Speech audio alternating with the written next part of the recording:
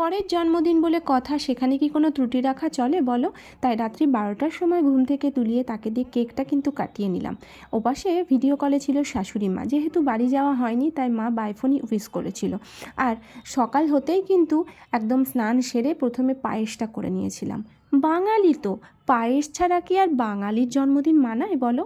আর তারপর শাক, 3 রকমের ভাজা, ফুলকপি আলুর তরকারি, পোলাও, সাদা ভাত, আর তার পছন্দের ছিল কাতলা মাছের কালিয়া, দেশি চিকেন কষা, সঙ্গে চাটনি, 5 রকমের মিষ্টি, চকলেট, কোল্ড ড্রিঙ্কস আর স্যালাড। যাই হোক, আমরা তো পছন্দ করি জন্মদিন মানেই আমরা নতুনত্ব কোনো গিফট আমরা পাবো। আর ওনার পছন্দ হলো খাওয়া দাওয়া। খেতে যেহেতু ভালোবাসে তাই তার কথাই ছিল যে কোনো গিফট নয়, আমাকে পরিপাটি করে সাজিয়ে গুছিয়ে দিতে হবে খেতে। তাই সেটুকুই করেছিলাম। তো বন্ধুরা, তোমরা দেখে বলো যেটুকু অ্যারেঞ্জমেন্ট করেছি সেগুলো কেমন হয়েছে।